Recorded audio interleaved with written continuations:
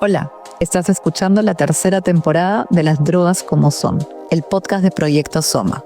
Esta temporada la grabamos durante los 4 días de la Harm Reduction International Conference 2025, que se realizó en Bogotá, Colombia. En esta oportunidad nos centramos en 6 fenómenos latinoamericanos: la regulación de la marihuana, el surgimiento del tusi, el uso de la cocaína, los estigmas alrededor de la pasta base, la disputa por el sentido de la hoja de coca y el resurgimiento del debate en torno al tabaco. Si te gusta el contenido, recuerda darle like, compartirlo, recomendarlo. Encuéntranos en proyectosoma.com y síguenos en redes sociales como @proyecto_soma. Ahora sí, te dejamos con la entrevista. A todos, bienvenidos a un capítulo más de Las Drogas como Son, el podcast de Proyecto Soma. Hoy estamos con Mauro Díaz y vamos a hablar sobre el tusi. Mauro Díaz es químico y coordinador del Servicio de Control de Drogas de Échele Cabeza. Ha investigado el consumo de sustancias psicoactivas en Colombia y ha participado en diversos proyectos de reducción de daños, tanto en universidades como en entornos de ocio nocturno. En la Harm Reduction International Conference 2025, que se está realizando aquí en Bogotá, donde estamos conversando, ha presentado la ponencia La evolución del tusi en Colombia. Se trata de un cóctel de una sustancia que ha cobrado mucha popularidad en Latinoamérica y cada vez más en el resto del mundo. Con él hablaremos de este fenómeno que plantea nuevas inquietudes y preguntas en el mundo de las drogas. Muchas gracias por estar con nosotros, Mauro. Gracias por la invitación. Para saber un poco de ti primero, ¿cómo así te dedicaste o terminaste haciendo este tipo de trabajo? Me acerqué al proyecto de Échele Cabeza aproximadamente en agosto o julio del 2019.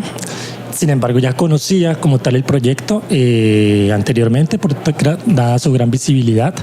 Estuve en el Festival de Cortos Psicoactivos, que fue como mi primer acercamiento oficial a un evento, porque digamos que no había tenido como un contacto mucho más directo con todas las dinámicas que se estaban dando, pues digamos que en torno como a mi vida. Entonces, en el Festival de Cortos, eso fue en el 2018, digamos que pude identificar como a Julián Quintero, ¿sí? Digamos que ahí fue como ya tener como un poco más de apreciación de quiénes eran como que las personas que estaban detrás de un gran nombre. También testé alguna vez un LSD, como más o menos creo que en el 2017, pero pues digamos que eso fue muy rápido, muy somero, sí, todavía no por parte de ellos. ¿O tú lo analizaste? No, pues yo lo entregué, estaba en el Stereo Picnic, quería ver a los Strokes, tenía un papel que no estaba muy bueno, yo ya sabía, lo entregué, me dijeron que no estaba, no era LSD, y ya, pero no, digamos que como que no me había apropiado mucho más de lo que era reducción de daños, simplemente como que de lo que dijeron solamente me quedé con que no era y ya. Sí, digamos que como que no había esa cuestión más interiorizada de lo que era la filosofía.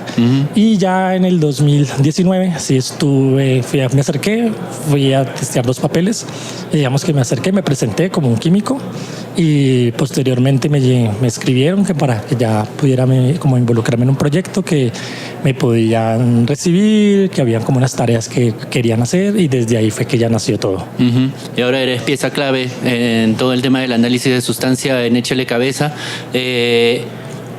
¿En qué momento decides cómo dar ese salto al otro lado de la mesa? Digamos, en un momento habías ido a analizar esa primera sustancia, ¿en qué momento decides como quiero estar a ese otro lado? Particularmente fue porque yo siempre quise hacer algo con mi profesión que tuviera un resultado inmediato en las personas. ¿Sí? Uno como químico puede trabajar en un laboratorio, puede investigar, pero creo que muchas veces la academia no permite como algo muy inmediato como yo lo quería, al menos en mi área. Y ya sabía que tenían como un análisis de sustancias, y de hecho pues me dije como, oye, no, esto sí es una cosa muy directa, un impacto muy directo hacia una persona, ¿sí?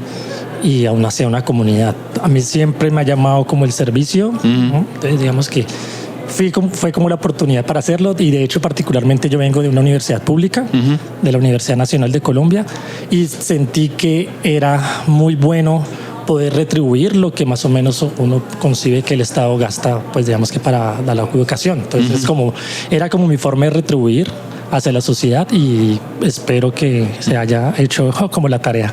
¿Cuántos años analizando sustancias ya? Yo empecé en agosto del 2019. Increíble. ¿Por qué has decidido dedicar tu ponencia al TUSI en esta conferencia? Sí, pues yo creo que es particularmente porque es algo muy propio. Digamos que también es como esa cuestión de ¿para qué voy a observar o evaluar cosas que no están muy cerca? ¿Sí? Y creo que el TUSI facilita como esa cuestión, porque es algo que es muy dinámico, ¿sí? Como que también es como un problema, como tal, como más bien como un reto, desde la parte del análisis, que ya digamos que cuando uno realiza los análisis como los habitualmente los tenemos en el servicio de análisis de sustancias, son limitados para la composición que puede tener ese cóctel de sustancias. Pasemos a hablar como de la receta, que es el TUSI, ¿no? Porque siempre hay que aclarar, digamos, que no se trata de una sustancia, sino que es un cóctel de distintas sustancias. Y, digamos, la receta original, entre comillas, lo que se plantea que debería tener es ketamina, MDMA, cafeína. ¿Qué efectos se busca o buscaba, dependiendo de cómo ha variado, digamos, esa receta? Ya hablaremos sobre los cambios. Pero, digamos, ¿qué se buscaba o qué se busca con esa combinación de ketamina, MDMA y cafeína que es el TUSI en teoría? Pues ignorando que la persona pueda tener un conocimiento pleno de la sustancia, digamos que los efectos inmediatos pueden estar más relacionados a una estimulación que lo puede dar una anfetamina, como es el MDMA, y una sedación o un mareo con la ketamina, ¿no? Eso es como lo principal. Pero digamos que esas son cosas que uno entiende al conocer la composición. Cuando se ha estado distribuida, digamos que en contextos donde no se accede a esta información, o en su momento, ¿no? Digamos que hablando hace más de 6, 7 años, digamos que yo creo que lo que busca la gente siempre es esto, pues hacer un uso de una sustancia para llegar a un estado en la cual después se pueda sentir bien, en un contexto determinado, que pues puede ser una fiesta, ¿no? Entonces es como esa cuestión que puede estar como ligado, ¿no? Pero digamos que como todas estas cosas han cambiado, también como los diferentes colores y los diferentes efectos, también hay como una búsqueda y de exploración un poco atrevida, por así decirlo, a qué pueda pasar, ¿no? Como mantener esa expectativa, como mantener ese riesgo dentro. Entonces también siento que puede hacerlo un poco más divertido para ciertas personas, como saber qué puede hacerle efecto, ¿no? Oye, si me va a poner más sedante, si me va a poner más eufórico, si me va a dormir, ¿sí? Entonces pienso que es como eso. ¿Cuáles son los efectos del TUSI, digamos? Si alguien, por ejemplo, no ha podido analizar su sustancia, ¿qué tipo de efectos le dice a uno? Bueno, esto sí ha sido TUSI, tiene una combinación más o menos que debería ser. Pues digamos que principalmente la ketamina creo que es la que manda, ¿no? Como en esta cuestión de los efectos. Entonces esa relajación inicial es la que puede estar mandando sobre al esnifarla, ¿no? Porque hay que tener en cuenta también que la vía de administración puede hacer cambiar o potenciar los efectos. En ese caso, cuando la persona inhala, pues más bien, esnifa, porque inhalar es como para vapores, esnifa el polvo, va a tener algo inmediato que es como una pequeña sedación, puede estar mezclada como con la estimulación, ¿no? Y pues espera que no pase de ahí. Sin embargo, las prácticas de consumo pueden hacer que tanto los periodos de tiempo y la cantidad hace que los efectos también puedan ser impredecibles, junto con la incertidumbre de qué más pueda tener, porque tampoco es infalible que siempre tenga ketamina y MDMA. Simplemente es un dato que se tiene por una gran mayoría de sustancias que se han analizado, no solamente en nuestro servicio de análisis de sustancias, sino en nosotros alrededor del mundo, y también pues en lo que son autoridades forenses, judiciales, ¿no? Que también pues a las autoridades también tienen pues información, ¿no? No es algo completamente nuevo, pero digamos que cambiar la tendencia de lo que la persona va a buscar, pues es como un poco extraña también, ¿no?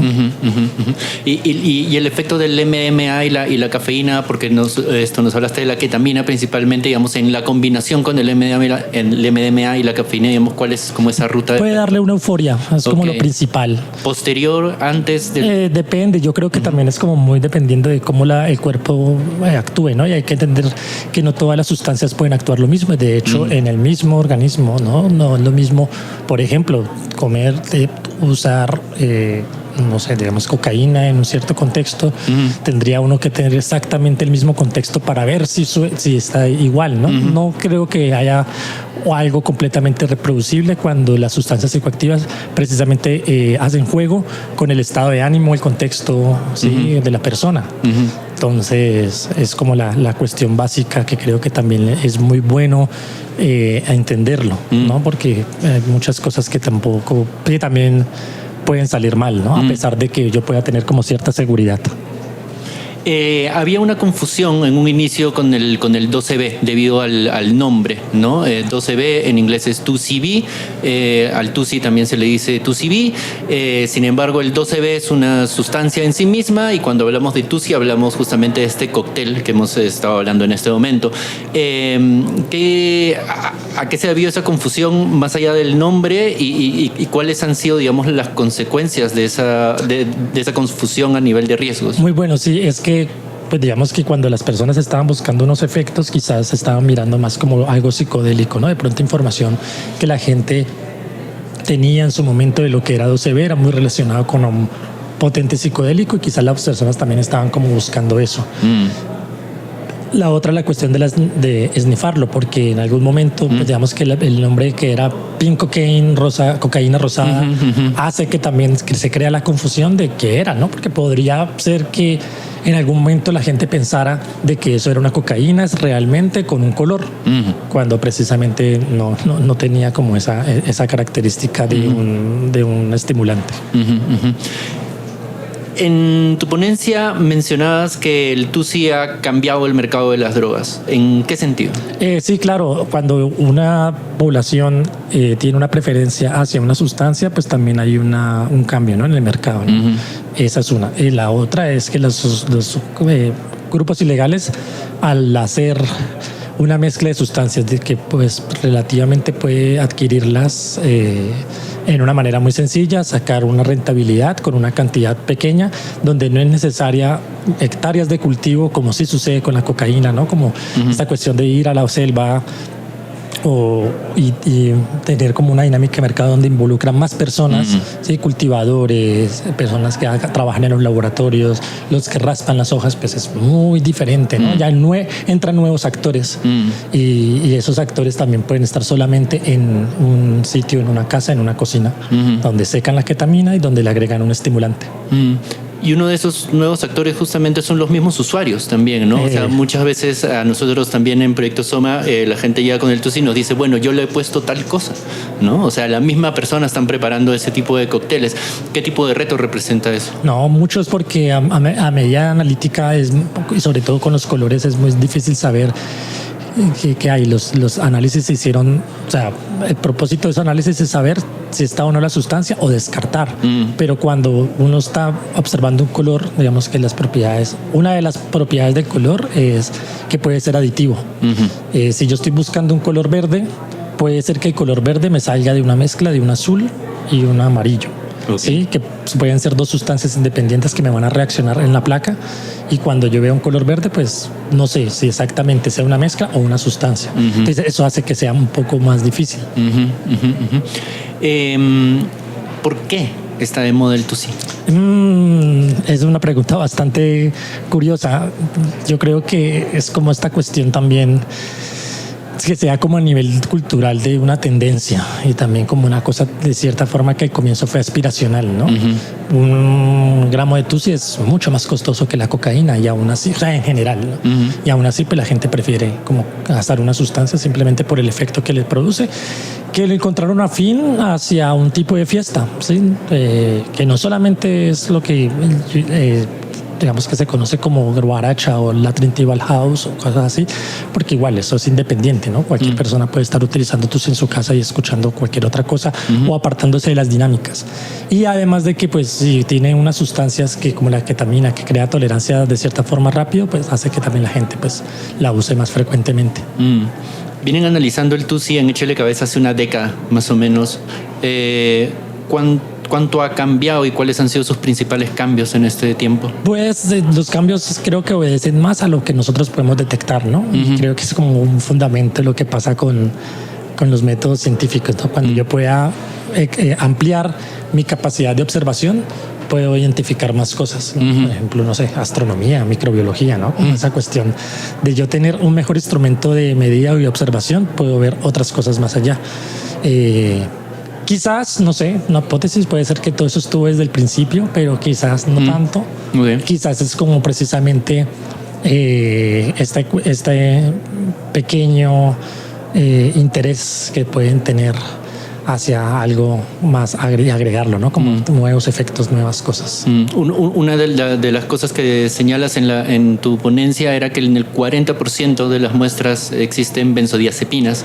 ¿Qué tipo de riesgo significa la presencia de las benzodiazepinas? Pues hay que hacer una aclaración grande que quizás no la mencioné en el marco de este evento, es que no sabemos exactamente si las tiras me están dando un falso positivo. Sin embargo, lo reportamos, sin embargo, decimos, no hay una forma todavía que nosotros podemos tener para medir esa benzodiazepina, y los riesgos fundamentales es que es una sustancia depresiva que si se combina con el alcohol puede hacer una depresión del sistema nervioso central y causar pues alguna peligrosidad, como puede ser mareos muy fuertes, somnolencia prolongada, un coma o inclusive la muerte.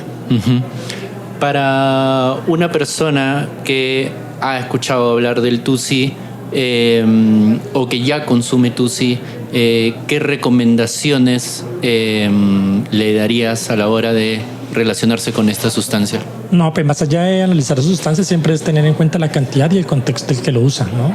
Y nosotros pues no estamos... Pero partiendo también de que digamos como que el análisis de sustancia digamos es de poco acceso en general en la región, ¿no? Exactamente, sí, no, pues ahí es como la cuestión de mantener como esta cuestión de esa precaución, ¿no? Porque pues si yo compro una comida, pues yo sé qué es lo que voy a comer, y si yo compro una sustancia, pues digamos que podría estar un poco más alerta a qué efectos voy a tener que me pueden representar un riesgo sin saber qué componentes hay.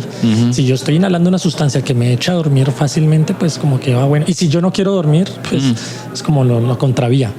Es como esa cuestión, ¿no? Como que la gente también esté muy atenta de la cantidad, de la frecuencia y de qué es lo que le está haciendo y sintiendo con esa sustancia en su relación, en su contexto, ¿no? Familiar, social, laboral, académico y demás. Y el Tusi, digamos, también viene a representar un reto un poco como a nivel teórico en la reducción de riesgos, porque, digamos, una de las principales recomendaciones que se dan es como no mezclar sustancias, y esta sustancia ya de por sí es una mezcla, ¿no? Como hasta qué punto el Tusi viene un poco como a cuestionar esos principios que se trabajan. Sí, pero pues de igual forma también creo que podríamos irnos un poco antes, ¿no? O sea, más allá de decir, oye, no mezcle, es más bien, como le decimos siempre, la mejor forma de evitar problemas con el uso de sustancias es no usarla. Entonces es como la cuestión anterior. Vale. Para terminar, ¿por qué te dedicas a trabajar en el campo de las drogas? Es un campo que me produce bastante satisfacción, porque puedo conocer mucho sobre unas dinámicas que son muy perceptibles, ¿no? Desde toda nuestra sociedad latinoamericana en un contexto de guerra contra las drogas, ¿no? Y narrativas muy fuertes que para uno siempre le dijeron, ¿no? Como que usar drogas son muy malas y que las drogas son el problema, cuando hay problemas mucho más grandes como lo es el prohibicionismo.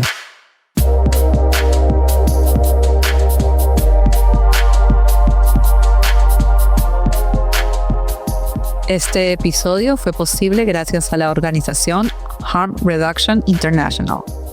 Esta entrevista y la edición general fue realizada por Raúl Lescano Méndez. La coordinación fue hecha por Fran Brivio. La grabación estuvo a cargo de Kat Donoghue y David Rincón. La edición de sonido fue un trabajo de Santiago Martínez Reit. Pueden seguir el trabajo de Soma en redes sociales como proyecto-soma y en la web proyectosoma.com. Recuerda, sabes cuidarte, regula tu consumo. Soma, las drogas como son.